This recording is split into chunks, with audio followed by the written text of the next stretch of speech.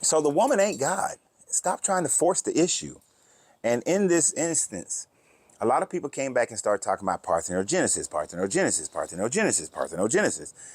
And I was like, do they really understand parthenogenesis, or did they hear somebody say that, well, parthenogenesis is the process by which a female can have her egg and then it can make a whole baby without the introduction of male genetic material? But do they actually go and read and study and understand what parthenogenesis is? Because parthenogenesis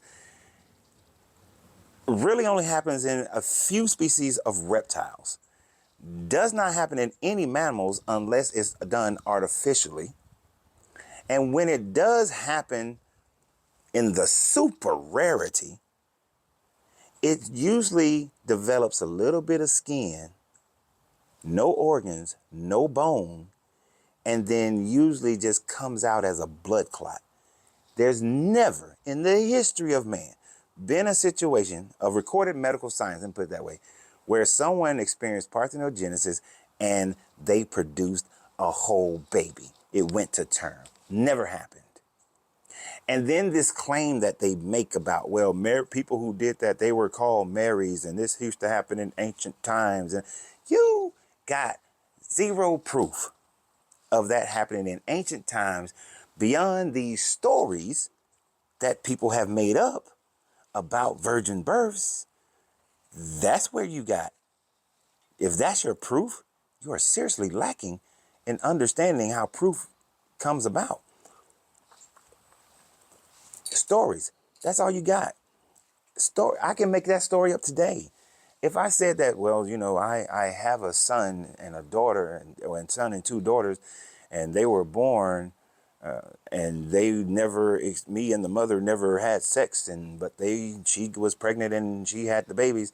One, y'all say, dude, your wife cheating on you. That's the first thing y'all say. She's cheating on you like a champ. Ain't none of y'all gonna believe me if I tell y'all that. You're not. You're not. Because you know that shit don't happen. If Mary was pregnant before her and Joseph consummated that marriage, Mary was getting her get down on with somebody else.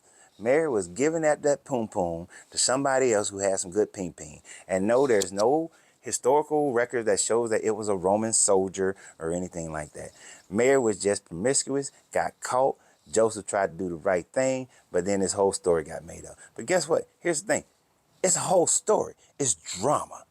It's a big play. I would not be surprised if you was able to travel back in time and you get to about 70 CE and you find out that the Jesus story was just a play that was very popular. That was just a play that was popular in Rome and popular in the Levant. And it traveled the Roman Empire and people were like, ooh, such a good play.